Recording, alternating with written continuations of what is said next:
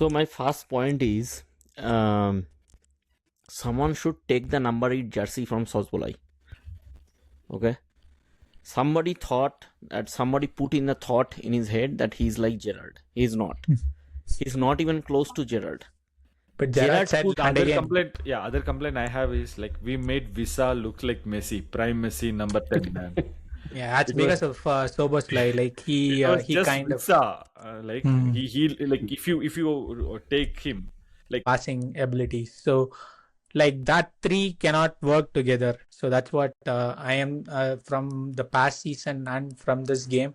It's just probably a overreaction from the first game, but we have enough data to prove those three cannot play in the midfield.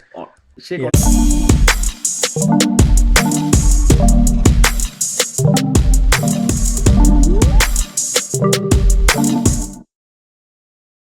Hey everybody, welcome to another episode of Chai and Clean Sheets. This is me, Sheik, and with me is JD, Jins and Vivek.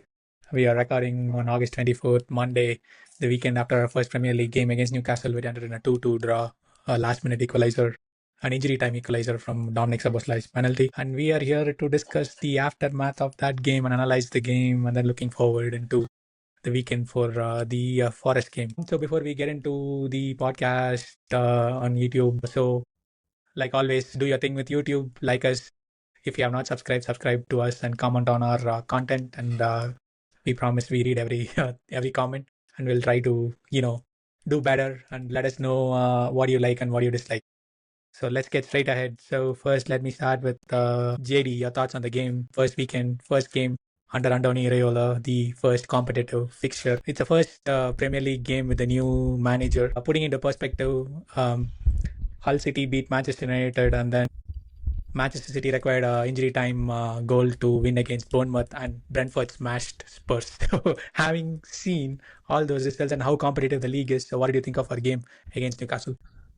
What I'm about to say will probably not go down very well with Vivek and Jins, but I mean, there are issues, but I think we are okay in this first game. There are issues. I'm not glossing over the fact, counterattacks left us wide open, like within 10 to 12 seconds. But this is the first game under a new manager, a new setup. There are some positives. And I said at the beginning of the season, we should give at least Iraola and this team at least 5 games to get themselves set up and situated. And then we should really, really judge them.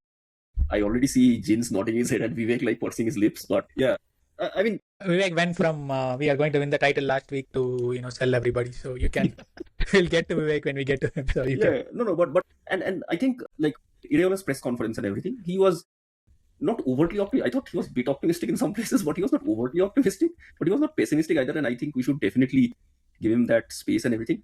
But to be very honest, I felt more confident in this setup in some places than what we were feeling in Slot's final set of the race. That's what I felt. James, Vivek, all yours. Go for it. Now, before we go to them, so that is what I thought about the game, right? So, I mean, there were like a lot of positives. We had 25 shots on target. We were not boring, and not on target. At least we had 25 shots. The problem, I would say, the system was working until it didn't, because the players were not following instructions clearly. And the 2 goals which we conceded could have been easily avoidable. I mean, the first one, that was a mistake from the players. I think Iraola corrected it by his coaching in the second half. And in the second goal, we were in a good position to defend that goal. And due to personal problems, we didn't. So that's what I thought about the 2 goals we conceded.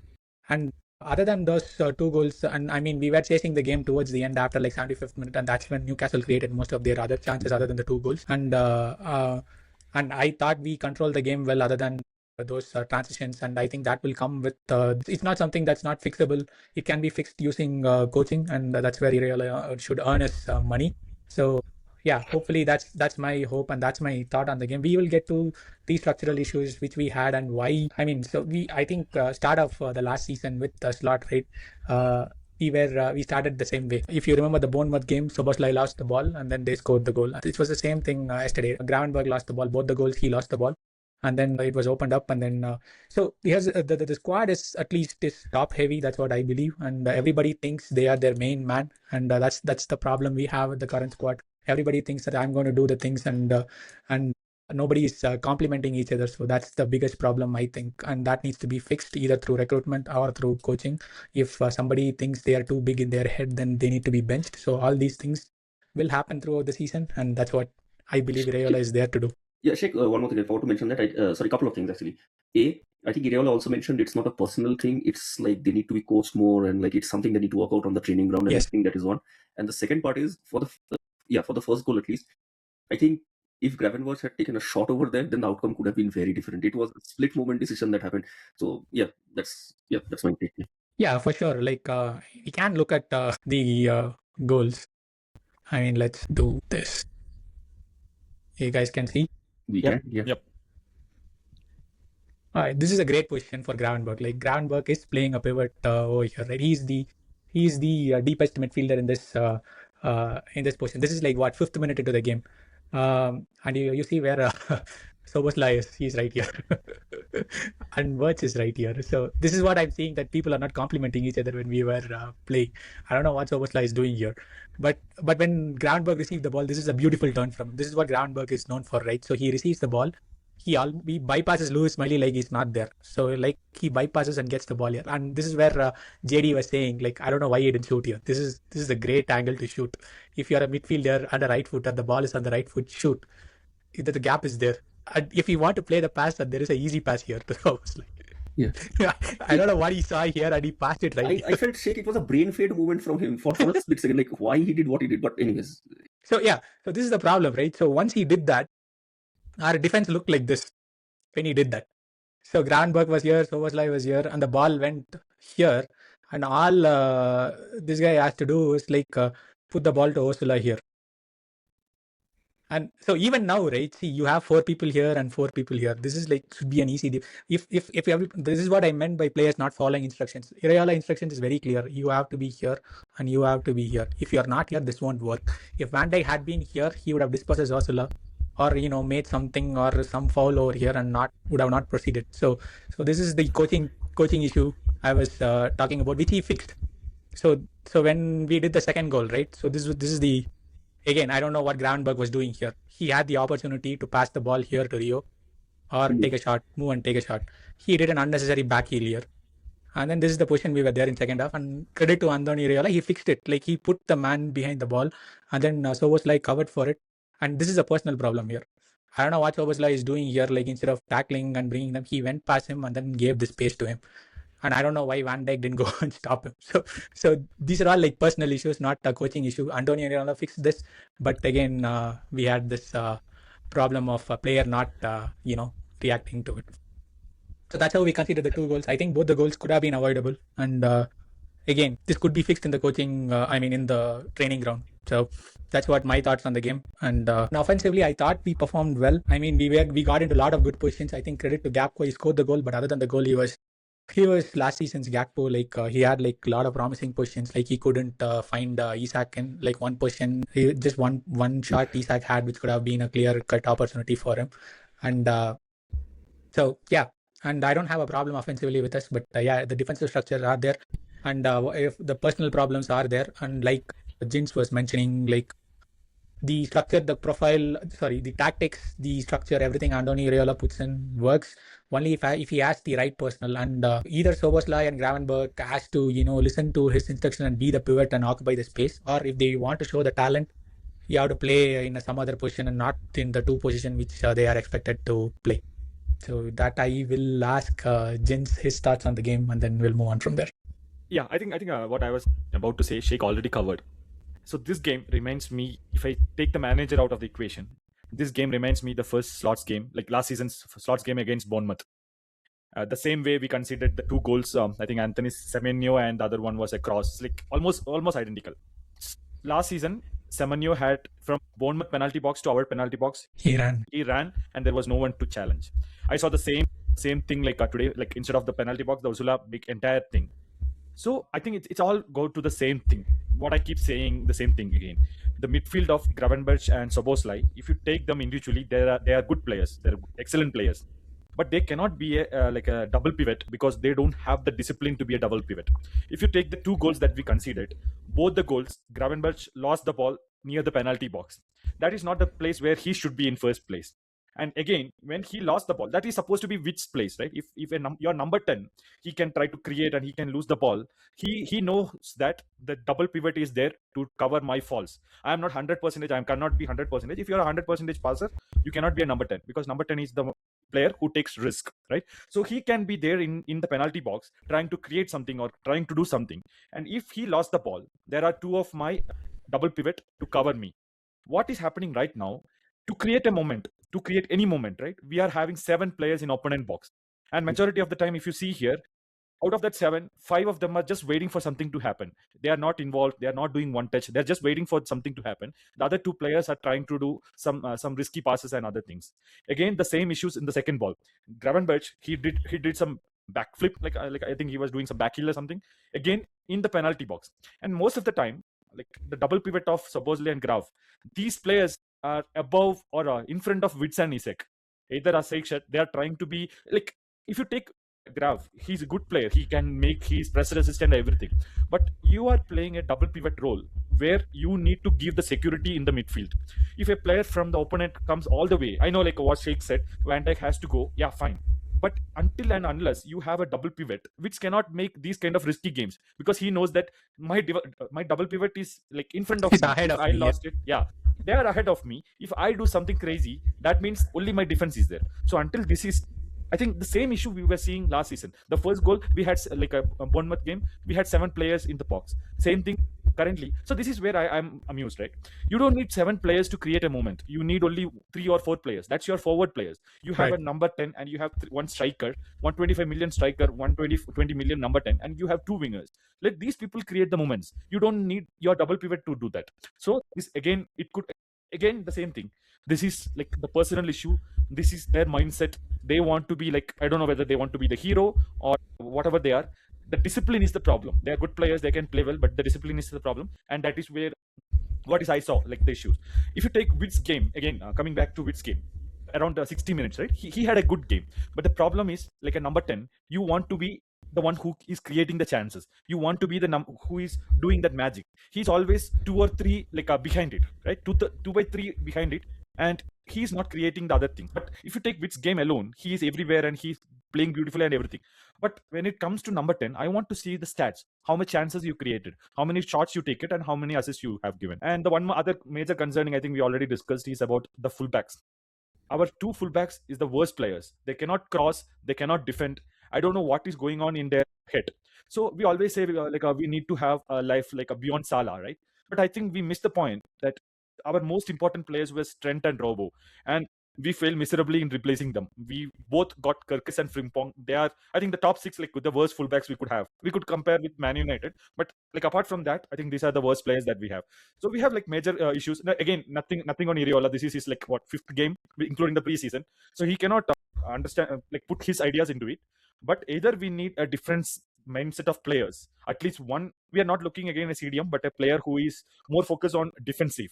And the other I think Iraola realized that, and that's why he put on McAllister in the second half. I think he just stayed there and then he didn't do anything fancy. So I think Jins made a very good point there. Like the problem is like Szoboszlai and Gravenberch are trying to be Wirtz. They are not letting Wirtz be Wirtz, and they both are occupying Wirtz's place. So that's the problem. Somebody has to go and tell them. I think Iraola should have seen that. And I mean, Szoboszlai was playing in Wirtz's position before Wirtz came in. I don't know if he feels threatened because of Wirtz and he wants to get into Wirtz's position and show that he can do what Wirtz can do. I don't know. But Szoboszlai and Gravenberch should complement Wirtz's game instead of them being Wirtz. You're absolutely right. For Wirtz to be Wirtz, we needed a profile of an Henderson and Wijnaldum. We need players. Not Henderson and Wijnaldum. I mean, see, selfless players. Selfless. Like in Leverkusen, Granit Xhaka and Grimaldo played behind them.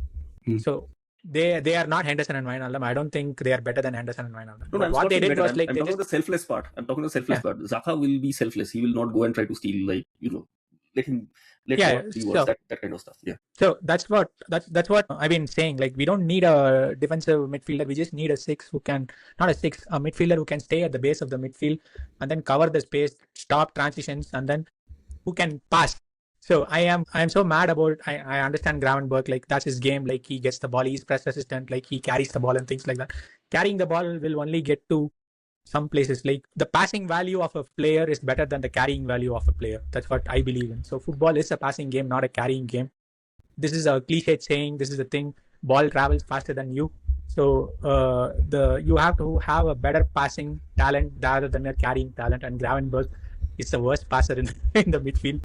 But apart from, I appreciate his press resistance, his carrying ability, his ability to hold the ball, but he needs to improve on his passing, and he needs to, and again the same thing with Sobo is like, he can shoot the ball, he can carry the ball, and he needs to improve his tackling if he wants to play in that position. And other than his free kicks and long balls across the midfield, he doesn't have any passing ability. So like that three cannot work together. So that's what I am from the past season and from this game. It's just probably an overreaction from the first game, but we have enough data to prove those three cannot play in the midfield. Sheik, on a lighter note, I mean, you said like the ball will always travel faster than the man, right? Vivek and I were watching the game together, and we saw Kirkes was 5 meters, 10 meters. I mean, he had a gain on who scored that? Elanga, right? Gain on him. No, so see, Kirkes didn't have a chance. I won't put it on Kirkes. So the pass has to be stopped. I mean, somebody has to step up to. That's not my point. My point was, as soon as like Elanga started running, I distinctly remember the two of us. We said, "Oh shit." Yeah, Jerry, I know like a lot of people are giving sticks to Kirkes on that, but like Elanga is the third fastest player in the Premier League. Yeah. I mean, so like, yeah. to go one-on-one with him, until you are second fastest, you are not able to do it, right? No. What Kirkes could have done, rather than giving him a complete freedom, he could have block his way, right? He could have done something different, foul him or do something then, because he's not able to catch him. Yeah, but again, that's the point we're trying to make. Like, as soon as the toss happened and Elanga started doing, both of us were like, oh shit, this is gone now. And one more thing I just like to add is like, see, midfielders making mistakes, giving a bad pass is fine, but where do you do exactly is the problem. If Grav, in all those two mispasses he was doing in center of the midfield, I'm sure that nothing would have happened because he was there and Szoboszlai will be closer to him, and then there is defenders. But where you lose the ball as a midfielder and as a double pivot, where you lose the ball is very important. And two places you should not do it is where Grav lost. Gravenberch. One more loss here. Anyways, yeah. Before moving on to our fullbacks, I have a whole segment on that. Let's get Vivek's start on the game. He's been itching to go. So my first point is, someone should take the number 8 jersey from Szoboszlai. Somebody put in a thought in his head that he's like Gerrard. He's not. He's not even close to Gerrard. But Gerrard said like he sees him in Szoboszlai. Yeah, he like Gerrard could have done everything. Like Gerrard did everything like he wanted. First, Szoboszlai needs to understand that he's not Gerrard. And Gerrard was really selfless. Like really selfless. Okay. So first he needs to understand that he's not Gerrard. Couple of free kicks here and there does not make him Gerrard. Okay, he has to understand that every free kick, he cannot just try to shoot and hit the goal. He needs to think like he's one of the senior players in the team. He needs to he's think a vice like captain that. now. Yeah, so he needs to think like a vice captain. He cannot think like, yeah, I'm going to be the superstar. Okay, so that is my first point. Second is Gravenberch. I mean, I understand he has finesse, he has those crew up turns and everything. Either he plays as a proper number 6, like James mentioned, or he should be dropped. Like, I did not see any coaching issue or anywhere. I'm not saying AI out. I'm saying, yeah, actually, I loved how we played. But these individual mistakes killed our game. Like, completely killed our game. Okay. For the first goal, I understand that Ilanga was like super fast. I told you guys, right? We should have beat for him, like, as a right winger during World Cup. I'm 100% sure. If we did beat for him, we would have gotten him. He's really fast. The thing is, Kirke, as Jins mentioned, Kirkes could have done a little bit better, but it's fine. My problem is the second goal. I mean, I was shocked to see how we considered that goal. Like, we had like 3 players near where the ball went away, and it felt like, yeah, we'll do a tackle or something like that. Everyone just left the ball to run away, and I was like really shocked. Jacquet scored an like amazing goal, and like minutes later, we just completely stopped defending. It was horrible to see. Now my next point. Even before going to Frimpong and Kirkes, I understand we are not happy with Frimpong and Kirkes, but Frimpong is like 30-35 million. Kirkes is like 50 million. Yeah, and they are really young. I'm pretty much sure Iraola can coach them, can make them next like Robo and Trent. Maybe not next Robo and Trent, but they can be made better. I don't understand a senior player like Isak playing like that.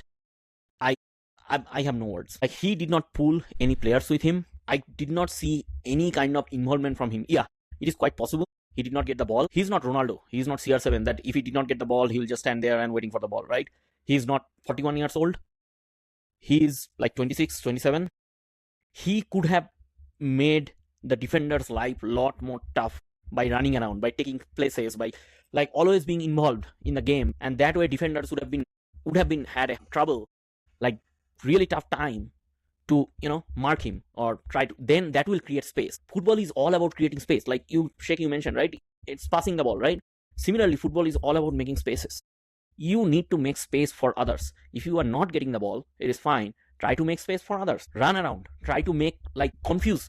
See, we all can hate Munoz. Munoz used to do that. Munoz used to run around like he's not getting the ball. He will run rings around the defense. He will just run. He will just run. And that would make the defenders like chaotic, right? I don't know where he is. Defenders will always try to find him, right? And that would have created space for Salah, like Jacquet, like when we won the league, right? The problem is that Isak is not doing that. Isak is not at all. You can tell me, yeah, Isak did not get any services, but I don't care. Isak received services or not. He should create spaces for others. He should ring around the defense to make so much the defender, where is, like that. And that way, others can find the places, right? It's all about space, where you are going to create more space for others, okay? Wirtz, whenever someone is paying 116 million for a player, I would expect a lot more from him. We all have been watching Sheik. He created an amazing assist out of nowhere. I watched the game as well. I thought, yeah, City is going to drop points, City is going to lose, and suddenly Gehi scored, and Sheik created that amazing ball for, what's his name? I forgot. Guardiola, right? So that is what you want from your 100 million player. I don't know if the Premier League is too fast forwards, or I mean, he took a couple of shots, and both the time I felt like he waited long time before taking the shot. By that time, defender already closed in, got blocked, and that is before the first goal even, like our first goal. Newcastle closed like in 5 minutes, but even before I think Wirtz took a shot. But I feel like he's waiting for too long to open it up. It is Premier League; it is never going to happen. If you are waiting too long, players are going to jump in, they are going to block your shot, etc., etc. It is not Bundesliga where you can take that couple of more seconds or, split second, right? It is a split second difference. It is not like Bundesliga is like super slow or Premier League is super fast. That's those split second differences, right? In Bundesliga, if Wirtz has the ball, defenders would have just, he's going to score. I'll just, I don't know. Bundesliga, it's just a split second slow. And in Premier League, you don't have that time. I feel like whenever Wirtz gets the ball, he is passing, he's trying to create, etc., etc. I understand that his pivot is up there. I understand. I am not faulting him for that. I'm just saying whenever he's taking a shot or whenever he's trying to create a chance, he should be a little bit more fast. He's not Curtis Jones. Curtis Jones takes things like 2 seconds before passing the ball, right? Jones is gone now. He's in a league where he will be like superstar like McTominay because, that time he will be given to think. Premier League is not that. I hope, and I am love to bite my word. I am love to see Wirtz, Isak work out. But last season, I was all hopeful that, transition season, new team, bad managerial decisions all over the place. I thought that, yeah, this season there is no shadow of Salah. Robo is gone. There is almost no senior player except Van Dijk. And Van Dijk is not attacking, right? He's in the defense. So I felt like Wirtz will show us, like, what is Wirtz, how Wirtz works, right? And I did not see, as of now, I don't see it. I feel like Premier League is too fast for him. He might get sold in 2028 to a German team for 50, 60 million, 70 million. We'll take a loss on that. Isak, I don't know, man. Make space for others, even if you are not getting the ball. Whenever I feel like these kind of strikers, these kind of forwards that, I need service, just watch Zlatan Ibrahimovic in Barcelona or watch Thierry Henry in Barcelona. Like, they used to ring around the defense, even though they knew that they are not even going to get the ball. It's Messi who is going to, they would just make space and Messi would score. That is how Barcelona, that amazing, brilliant tiki-taka team worked. And they still they ran and make the life difficult for defenders. But Isak, to be fair to Isak, he is returning to St. James's Park and his every touch was booed. And even though he didn't get the service, what he did was he fell back to receive the ball all the time. So that's what was happening. So we cannot fault Isak based on one game at St. James's Park. He is just coming back. He had a pre-season and his every touch was heavily booed. And the thing is, like, Wirtz, whenever he received the ball, like Jin said, he was not in a position to make a difference. He was receiving the ball up in the midfield. Like, I cannot agree with you on based on just one game after into a one management. This is like Wirtz's second season. He's already on his second manager. He is, processing all the information from Slot in the first season, now with Iraola in the second season. I understand your point, but after the first two games, like, I don't agree with what you are saying at this point. Isak had more touches than he had last season during the end of the thing. In this single game, he played this full 90 minutes. I thought he pressed well, covered spaces like what Iraola asked him to do. He was not getting any service when he was on the shoulder of the defense. That's why he kept falling back to get the ball to make things for himself. So that's what was happening during the game. And I wouldn't fault Isak on his return to a place where he is hated the most.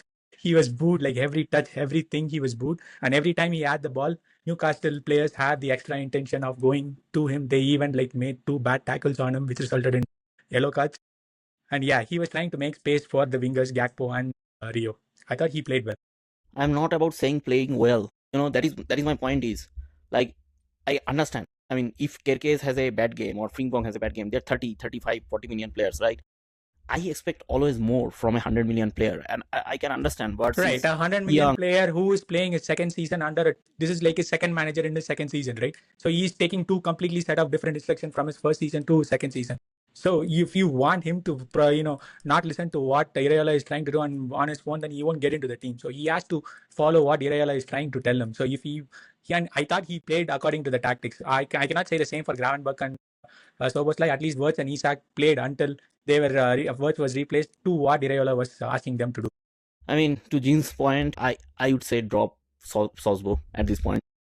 Not drop Sobo. So I think Sobo. I mean, they will not learn, right? That is the point. I think Sobo is a better. This is happening since last season. Sobo is a better right back than Frimpong. So if you want to move Sobo, right don't move. The problem is exactly. Even if he's playing right back, he will try to create and go and play in number 10.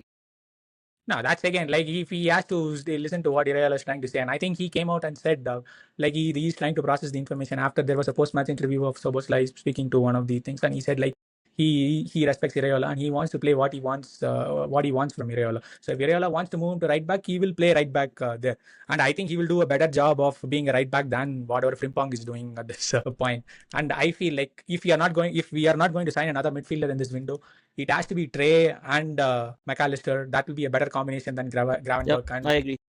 Szoboszlai. If you are going to play Wirtz and Isak in the front, I think they can set at the pace of the midfield and do that. I think we should move. If you're not going to sign another right back, move Szoboszlai to a right back position and play Trey and McAllister, and then see what happens from there. And we can, Wirtz can play 60 minutes, and then Gravenberch can come and play in Wirtz position if he wants to play in an advanced role. So that's what I think he should be doing. I think he realized that, like when the game was slipping away from us, like after the second goal, Iraola realized that, and he changed. He pulled Wirtz, and then he pulled Gravenberch after he made his second mistake, and then he started playing McAllister, and he brought on Koumas and Munoz. And I wanted to touch a bit on the performance of Munoz and Jacquet and Araujo. I thought Jacquet, let's compare him to what we had before with Konate. The problem I had with Konate was like he was very limited in passing, right? Like he cannot make that pass that can penetrate the midfield and go to a player who's between the lines. I thought Jacquet was brilliant in that. Like once he got the ball, like. And I want to get your thoughts on the 3 debut performance from Jacquet. And I thought after he was replaced by Araujo, Araujo was pretty solid as well. Like he made a lot of tackles and his positioning was great, and he won all the headers that came his way. And another thing on Kumas and Munoz. I thought Munoz was excellent. Rio was awful when he played on the right, but Munoz was like physical, fast, and he guarded Lewis Hall and won us the penalty. And I thought he was brilliant, and I think he should start our next game with Forest. And word on Koumas, like the guy made a debut, and then I think he made a difference. He was a better ball carrier than Gakpo. So that's what I thought. So let's get your thoughts on the 4 debut performance for our team. I thought Jacquet was amazing. I mean, I don't remember the exact moment, but Jacquet made a pass from defense to directly to our attack. I think it was 7th or 8th minute just after the goal, and I thought we'll score immediately. It opened up Newcastle defense completely, and I think that is the point that Wirtz took a couple of seconds there to take. I think that was before the goal. That was before the goal. Yeah. So that opened up. That was amazing. I loved that pass from Jacquet. So Jacquet played really well. I mean, he could not have done anything for those 2 goals. Okay, just let me be clear. Munoz, again, I think he should start the next game. He was amazing after he came on. He was really fast. He tried to do things. I mean, let us get this straight. Like Lewis Hall was brilliant yesterday. That in that game, I think he had Rio and whoever on the right side locked up. But once Munoz came on, he started taking him on, and then like he got him rattled and he won the penalty. So Munoz was brilliant. Yeah, Munoz was brilliant. Araujo as well. I think he was really good. From the time he came on, he was really level-headed. He did not do any rash challenges or anything. Like, played like he already knows the occasion. Did not let the occasion, get into his head. Generally, what happens in Barcelona, maybe the pressure, less pressure on him. Barcelona is, of course, always be more, those Champions League semi-finals and against Real Madrid, etc., etc. There will be always more pressure. Maybe that, change of environment is really making him play better, I hope. But he was really good. And Kumas, we saw him play under Klopp as well, right? Or Slot. Made his debut I under think Klopp. Klopp. Yeah, he was good as well. I mean, I would not say he should start, but he should, of course, be in the bench for next game as well. But yeah, I'm really happy with both Jacquet and Araujo.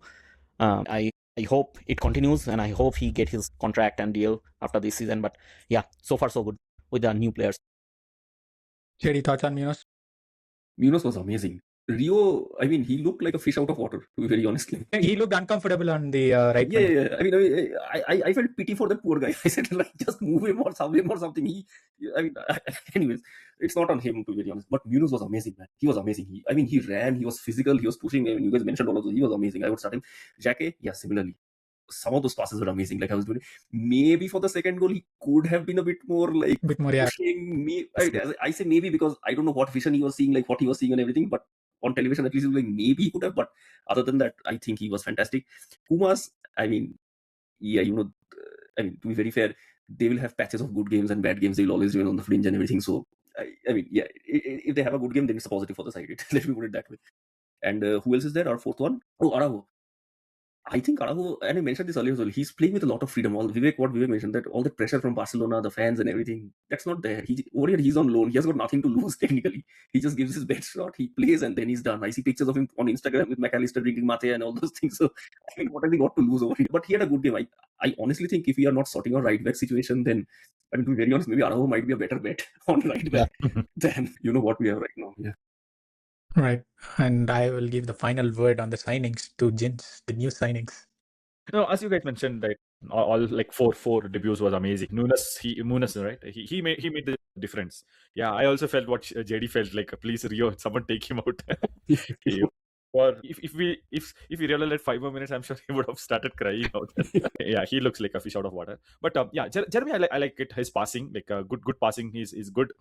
Like Sheik, I just want to cover one thing. I saw that Newcastle was doing that long balls, from defense. They were like finching that long balls to our defense. So as you said, like Iraola's full concept is like a press here, and the defenders need to step out to press.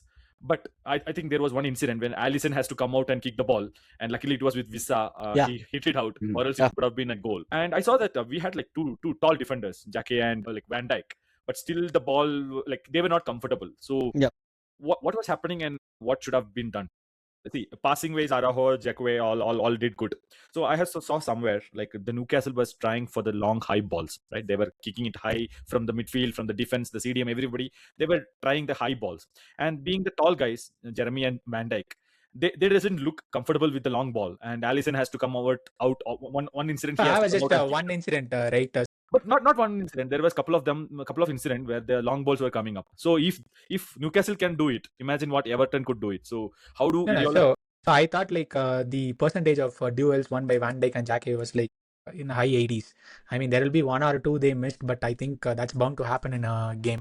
I think majority of the time they were handling it okay. So the only time Newcastle was able to get at us was that when they bypassed the midfield and then they were running at Van Dijk. The only not the complaint. I think Van Dijk has been doing this for the past 2 seasons. I don't know why he's not stepping and making a challenge. So that's the thing I would ask Van Dijk. Like you are playing a Iraola system, not Slot system. Like Slot wants to have one man in the back to defend and things like that. We've been through this Slot strategy, like having extra man in the defense. But Iraola doesn't want that. Like if you have to latch on to that player. That's the only complaint I would have of Van Dijk and Jacquet, that they were too deep. Even though they were holding a high line, but they were too deep and not close to. They shouldn't have let Ursula Visa turn during the 2 goals. So that's the only complaint I have from both of them. The other complaint I have is like we made Visa look like Messi, prime Messi, number 10 man. Yeah, that's because of Szoboszlai. Like he kind Visa. Of like he like if you take him, like take a person who doesn't know like football and ask him who is the best player, I would have said he's Visa, the best of in the world. We made him look like that. So yeah, one thing I would like to mention, as James mentioned, like the high balls, right? The problem is, yeah, Van Dijk getting the first ball and heading it out, but the second ball always going to a Newcastle player, and like when it happens, the problem is that if you see in TV, the gap between that, like where Van Dijk is standing and Alisson, feels so massive. I mean, I was just like worried all the time, like a pass, and if Ilanga is running, it would be a goal. Like I always was like feeling like that scary moment of like, yeah, the second ball, if the Newcastle player can properly receive it and control it, then it would have been a massive problem. Luckily for us, So that's the risk versus reward Andoni Iraola plays, right? So he kind of compacts everything in the middle so that the player does not have time to find that pass. So that's where the synergy of the team comes in. The more they work together and the more they play games, they would know that they should not make that pass happen. So that's where the understanding of the games and understanding of the system comes in. That pass, right? You said like, yeah, there is a chance that pass can happen, but we should make sure that there is a guy who's standing on the guy on the ball. So that's where this man-to-man system comes into play. Sheik, I don't think so, because I remember United last season with slots. I don't know if United away or home, they did the same thing. Lamine was doing a goal kick, and United players were not even challenging the first ball, and it was always free header for Konaté and free header for Van Dijk.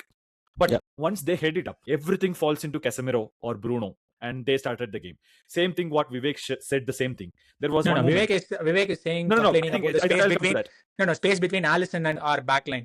And to your point, you are comparing the space between Van Dijk and the backline and the midfield, right? So if these two go together, then Van Dijk hits the ball, it will fall to the space where a midfielder is in, or even if it falls to an opponent player, the midfielder should be close enough for him not to move the ball front, but to push it backwards. So that's what I think what Vivek started on it, right? There was an incident where the first ball, Jeremy headed up, but it falls directly to a Newcastle player, and they started making it, and almost it was like a half chance or something.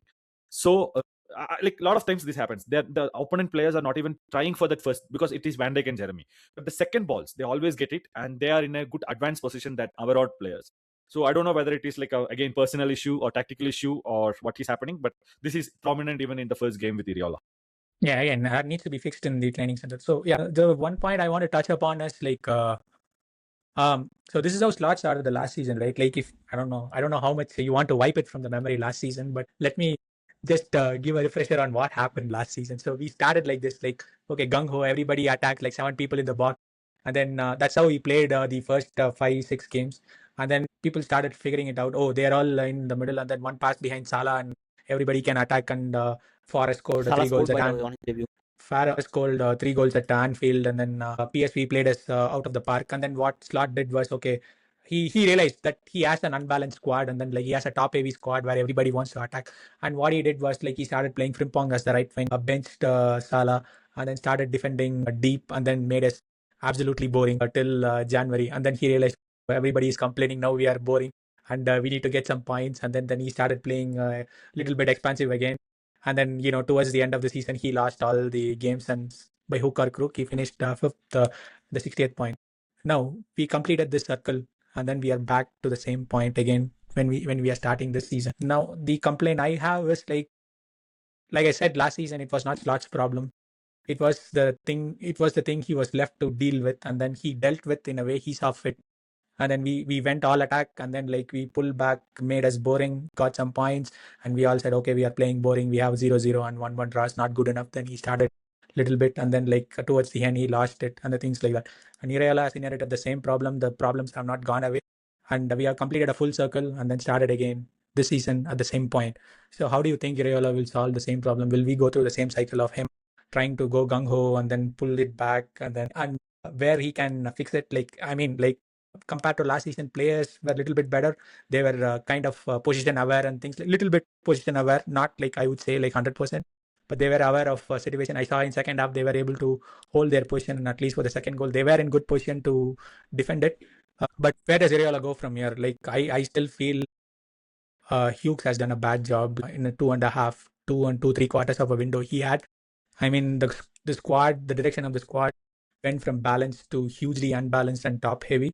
And then like we have the same problems started with the last season. Like we are again starting with the same problems this season. So where do we go from here? Like, can Iraola fix this? what kind of transfers can fix this in the last 7 days? Sheik, I think you put it correctly. So even last season, I keep saying that the issue is not with Iraola. Sorry, not with Slot. Slot is not 100% responsible for what happens. It is like if Slot has like 40%, players has like 20%, and 40 rest on Hughes and the recruitment. Okay. That's the reason I was again when Slot was sacked and Iraola was appointed, I was like not fully convinced. Okay, this is gonna fix it. But again, I'm coming to the same question with the same players and no new players added.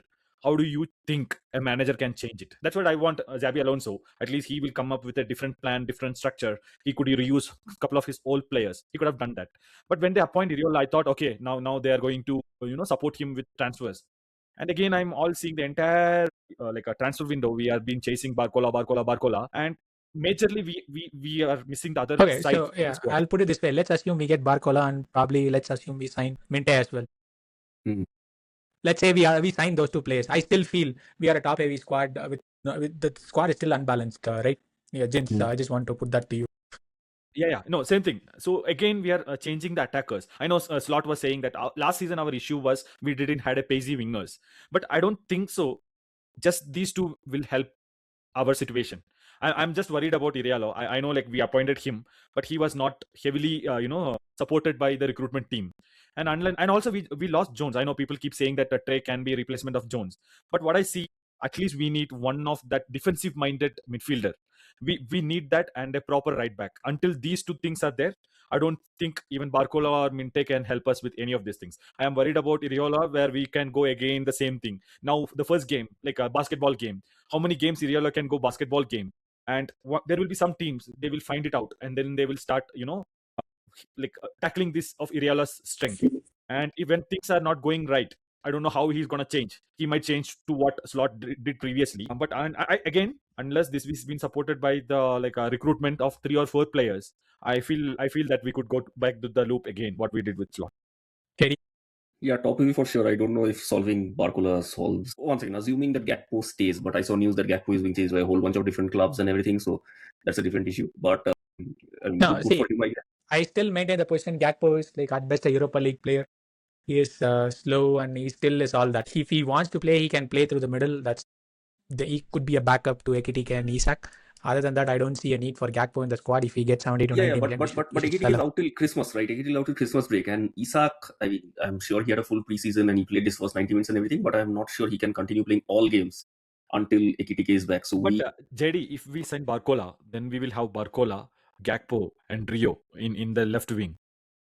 And I think Barcola even he preferred the left wing, right? So we have too many left wingers. So we'll have too many fishes out of the water in that case. They will start left and come to right. But jokes apart, I think, there is something that needs to be fixed in recruitment. My biggest problem is not not even midfield. I'm really worried about a right back position. Like it's makeshift at best. Frimpong, he has his talents, he has fast and all those things, but it's not really coming from there. Who's the kid? Bradley. Bradley seems to be the designated, heir to Trent and all those things. But the problem is he can't keep himself fit.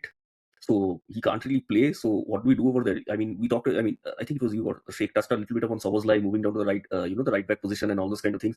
But the problem is that is not his natural position. So that does not fulfill his ambitions or the team's demands in any way. So I don't know if he is willing to play over there as well. He might do, but I don't know if that's a long-term thing. So no, either Szoboszlai, if he plays his best position, is a right-sided midfield player. That's his best position. Yes, period. Agreed. He cannot play in a pivot. The first season of Slot, right? Yes. Yeah, first season of Slot. He interchanged position with Salah, Trent, and that's where he was at his best.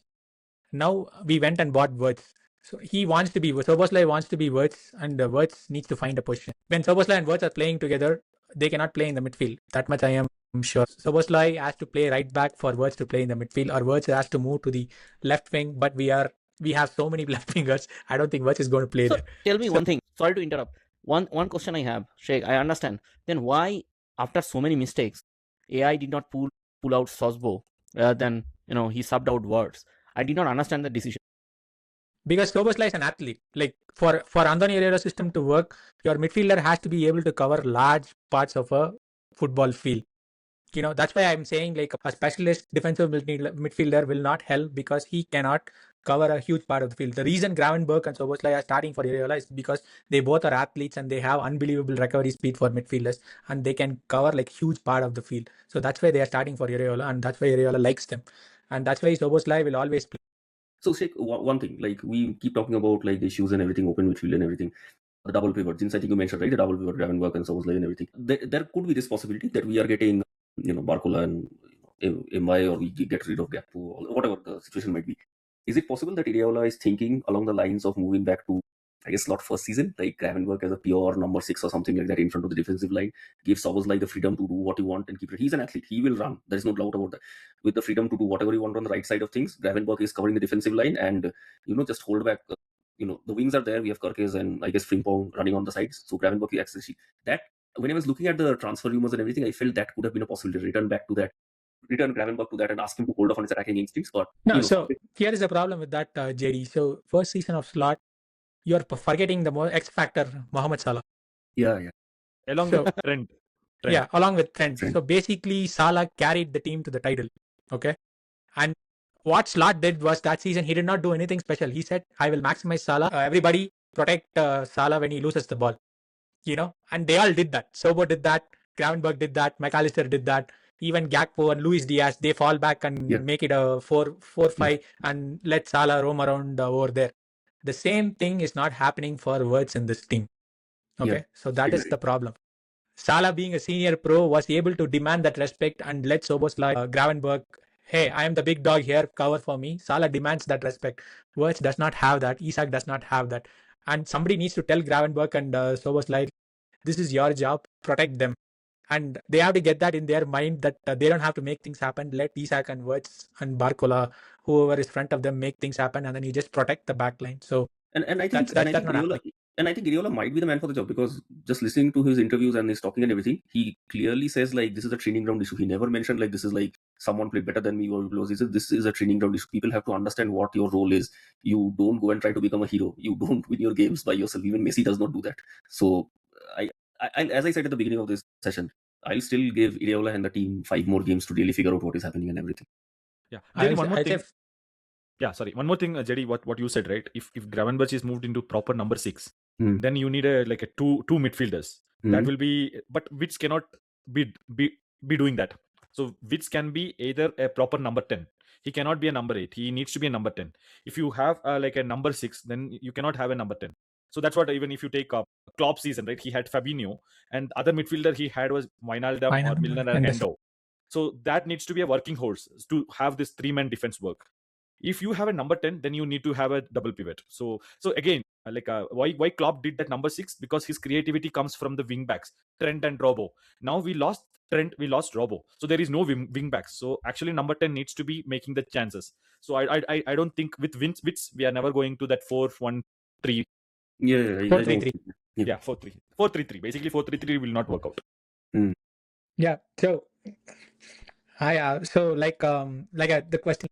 Let me get back to the question. So are we going to go through the same loop like we did with Slot last season, because we still have the same problem? Vivek, I'll get you your final thoughts on this question. I don't think, really hope not AI does the same mistakes. AI should know. To be honest, Slot didn't make any mistakes. He was trying to manage the squad. That's I understand that, but he could have done it. I mean, the biggest, I think, advantage is that there is no Salah. I mean, I should not say that is an advantage. I mean, Salah scored in his first game for Travanspor, by the way. Almost a hat-trick. So, I think the lack of Salah, lack of Robo, like too many big, like very senior players in the team, I think that is going to go for Slot. Only Van Dijk is there, like a really senior. I know Sosbo thinks he's senior, he's not, and he should, understand that as well. I hope within next 5-6 games, Iraola will make sure or get his best 11 to start. Believe it's fine for the 4-5 games to get a mixed result rather than win all 5, go 5 points clear, patch on the big patches. That did not work for Slot. I hope we'll get all the bad results, all the mistakes out of our way within the 4-5 games, and hopefully we'll get into track when the business end of the season begins. I think first 4-5 game we are allowed to make some mistakes. But my problem is not mistakes. My problem is like some players need to be held accountable. Some players need to No, they, Yeah. they need to really think like what they're doing. That is my biggest issue. I believe the system will work. It's about the personal, like who can fit in the right position. So I think we discussed about the midfield things. Like I think there was an episode we did like 3 signings, which will make Slot win the Premier League next season. We did that, and in one of that our midfield signings was we discussed was Wharton and Camara / Sangare, and Sangare was unbelievable for Brentford against Spurs. My goodness, He was- what a debut, man! What a debut. he got him for 39 million. I don't know if he entered the race, like he would have been 60 million or something like that. But again, Wharton and Camara are still available. I think here's what I believe: Wharton is not a great defensive midfielder, and he plays in a system in Crystal Palace with 3 defenders at the back who will do most of the defensive work for him. But here is what Wharton brings to the table, which Gravenberch does not. Wharton can do Gravenberch is doing from the base of the midfield, not by progressing the ball to the box, but he can, stay in the midfield with his passing ability. He can pick those passes like what Gravenberch is doing. He can get the ball to those positions instead of him moving. He can get the ball to that position. So that's what Kind of Wharton- Alonso profile, basically. Yeah, that's what Wharton will do better than Gravenberch. So I think either signing Wharton or Camara will solve a lot of issues for us. I mean, like the personal issues which we had in the game, they will solve. Let's say if Wharton and Sobo are playing, right, Wharton will not do what Gravenberch did, like by going to the box. Like he will stay at that point and make sure that ball goes to that spots in the box and not him. So that's what he will bring. And Camara offers the other positional ability, like what Sangare did. Like he could cover spaces and be positionally aware, and he will not make the mistake of running to the box and adding another player. Instead, he will sit on the base of the midfield and then stop the transition. So either one of them will do a job for us. So I'm still hoping like we could sign one of them, and that will solve like a lot of issues for us. On top of I'm not Barcola. seeing any kind of like Yeah, rumors. any kind of even. movement is there. Yeah. But yeah, we never had the rumor of Munoz or Araujo, so hopefully we'll have some kind of a surprise over there. One thing, Vivek, your recent love of Szoboszlai speaking. One thing I did not like about Szoboszlai was we barely won this game, right? We barely drew this game, and he was going in front of the Newcastle supporters asking them to shut up and everything. What was that? We barely drew the game. And we don't deserve like to have this 1 point. Deserve is a separate thing. I mean, but I mean, No, why? yeah, these are We had like a lot of shots on like this. I mean, like it's not a deserving thing, and I thought we deserved a draw, so it's okay. And credit to Soboslai for holding his nerve and taking the penalty in the last minute. Amazing penalty. Yeah. Sheik, to your question, I'll just finish it short. To your question, I don't think Iraola needs Wharton because that is not the profile that Iraola wants it. But Slot, if Slot was there, I'm sure that we would have already signed Wharton for it. What? I don't know what is going on in the midfield. I like Sangare, after seeing the debut, man, like that was the player that we needed. That was the player. There was the player. And he will go to Chelsea for 120 million. Yeah, I'm sure next season it's like 100+ million for him. And Camara, I don't know whether I don't see any rumors. I don't know whether the same thing that we did the gimmick on like Luis Diaz. We are not replacing Luis Diaz because we can't stop Rio's growth. We are doing the same thing. We are not replacing Curtis Jones because we were not stopping Trey. I don't think that. I think that is going to happen, and we are not going to sign any midfielders. Yeah, let's Also, see Trey at least then give chance to Trey to play. I mean, that's what I'm saying. Yeah. Also, another interesting thing, Elliot was not even in the squad list. He needs to go, man. He's not he good. needs to go. Yeah. He's not good enough. He like 1 year. I would like to say just keep him, play him in the EFL and FA Cup. I hope like we don't play the first team players on EFL and FA Cup and get injured and make them tired, and then in UCL we cannot even run, or the Premier League against Everton we cannot even run. I would rather play Elliot. Let him captain the EFL and FA Cup teams. No. I mean, Vivek, the reason I mentioned that is because he is technically a midfielder. That is one, and him not being in the squad, and all of our favorite player Chiesa not being in the squad tells me they might be offloaded. Chiesa got some more injury. He's not unwell. He's injured again? Injury or fever or something. He's unwell. Every 2 weeks he will have some running nose, throat pain, so he can't play. So that's what happened. Man, he's entering his like 140k, Anyways. 140k per week. Yeah, anyways, Who will send him? Hopefully we sign some players, and hopefully next episode like we'll have something to discuss on the player front. So it's on Forest game. It's a Saturday, 5:30 a.m. early morning kickoff for us. So being at Anfield, I expect a better performance. So I expect Jacquet to start and Trace to start instead of somebody in the midfield, and hopefully Munoz to start on the right wing. So your thoughts on the Forest game? When was okay? Couple of things. Now Forest manager is Glasner. Second thing is that it is a 5:30 a.m. kickoff. Yeah. And third thing is like, when was the last time we beat Forest? Did we No, beat? we lost in the last 2 seasons. We never beat them. Like last 2 seasons we never beat them. So all the omens are not in our favor. So I'm not taking anything. It might be another upset too, so I'm okay for that. I think it will be another draw, like a 1-1. Yeah, I think being at Anfield, I think we might get something, but yeah, we'll see. JD? I would say it's a draw as well. With this current mindset of players, I don't see us winning the next game against Forest, and Forest lost the first game, I think, against Leeds or drew. Yeah, they lost the first game. 1-0 or something like that. Yeah. They lost. Yeah. I saw the game actually, and it was a dull game, and it was a set piece. Leeds scored in the last 90th minute. I think we'll win 1-0. I think we'll win 1-0. I mean, it's a home game. I mean, last time we lost 3-0, that was Sean Dyche was the manager, right? For Forest. Yep. I mean, anyways, this time it's Glasner, but still, we should win, man. I mean, We also lost to Glasner, you remember, right? I think it was a EFL Cup. yeah. I mean, Crystal Palace. yeah, but I know what you and Vivek are saying, but no, man. In my heart of heart, I cannot say that we will lose or draw against Forest at home. I mean, it should be a 1-0 win. Yeah. You are backing us to keep a clean sheet. Yeah, that is a separate question. You said 1-0, so that's what I said. Yeah. After you said that, I realized, oh shit, it's a clean sheet in that case. Yeah, against Forest. Yeah, let's hope for that. Yeah, let's go with a clean sheet for Forest. And Vivek, your final thoughts before we wrap up this episode for the Forest Wood game. still plays for Forest, right? Yeah, he does played. Yeah. He came on. So- He got just to start at the game, but after that Okay. he came. I am sure he will score within 25 minutes a header from a corner or from a set piece somewhere. But he will score a header. We'll go 1-0 down, and then we'll chase the game. We'll see. We'll see from there. I hope we'll score, and I think that will be the end. I don't think we'll score 2 or 3, or we'll keep a clean sheet at all. So what's your prediction? 1-1 or 1-0? 1-1. Okay. All right. So last episode I got the correct prediction, right? At least draw. Yeah. What the overall winner for week 1 was Sheik.